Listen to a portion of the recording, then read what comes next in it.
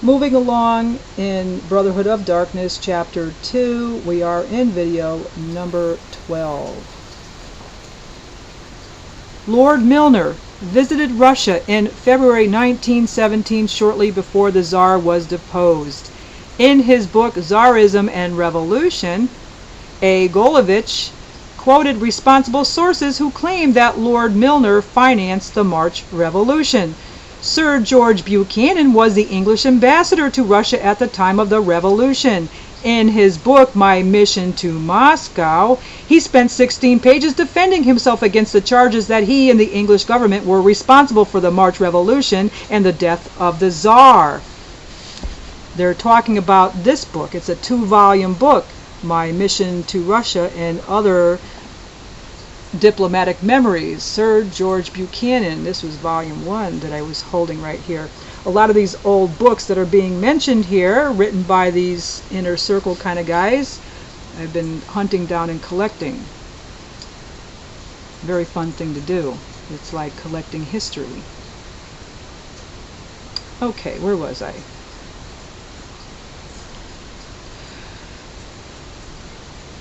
After World War I, that accusation was made by a number of knowledgeable observers.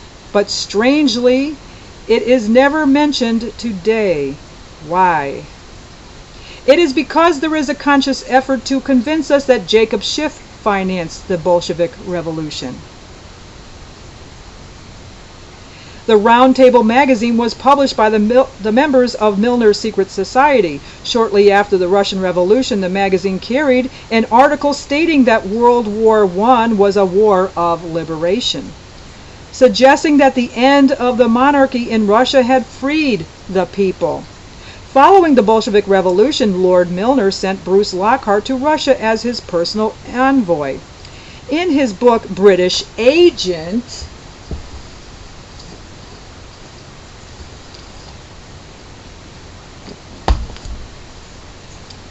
like I said, most of these books that are being mentioned here, I have.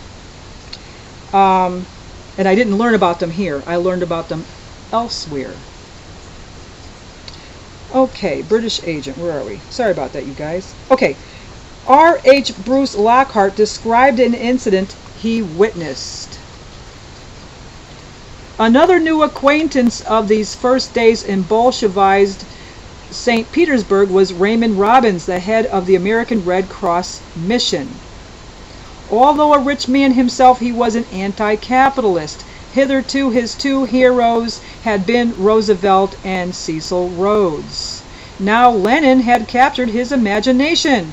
Robbins was the only man whom Lenin was always willing to see, and who ever succeeded in imposing his own personality on the unemotional Bolshevik leader.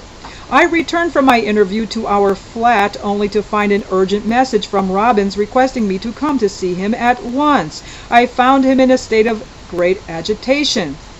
He had been in conflict with Salkind, a nephew of Trotsky and then assistant commissioner for foreign affairs. Salkind had been rude, and the American, who had a promise from Lenin that whatever happened, a train would always be ready for him at an hour's notice, was determined to exact an apology or to leave the country.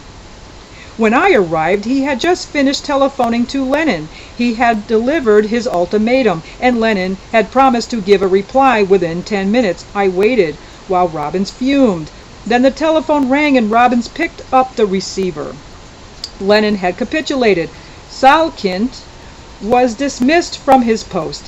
He was an old member of the party. Would Robbins have any objection if Lenin sent him as a Bolshevik emissary to Bern? Robbins smiled grimly.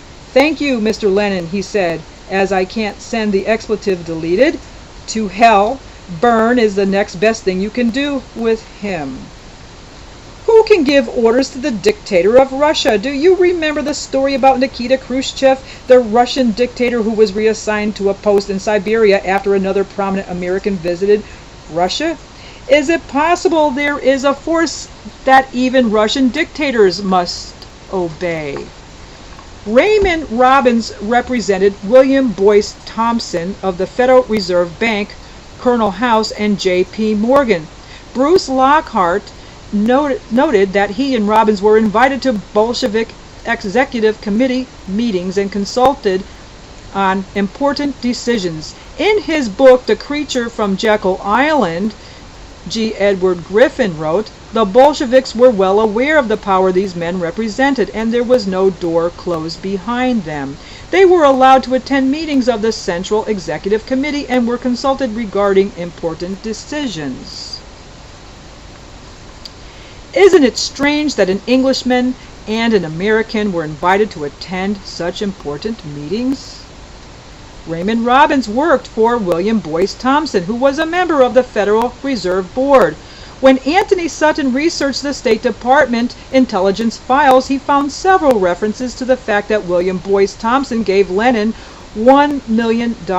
In addition, he found that Lenin nationalized every bank in Russia except the Rockefeller-controlled National City Bank, which remained open and continued to provide funds for the Bolsheviks. Where did the Bolsheviks get the food and medical supplies they needed to consolidate their control over Russia? Herbert Hoover headed the American Relief Mission following World War I. On May 28, 1919, he wrote to President Wilson, "As a result of the Bolshevik economic conceptions, the people of Russia are dying of hunger and disease at the rate of some hundreds of thousands monthly in a country that formerly supplied food to a large part of the world. The Bolsheviki has resorted to terror, bloodshed, and murder to a degree long since abandoned even among reactionary tyrannies." And we will pick up in the next video. This was video number 12 of chapter 2 in Brotherhood of Darkness, and we will continue with number 13. You stick with me. We are halfway through this book already.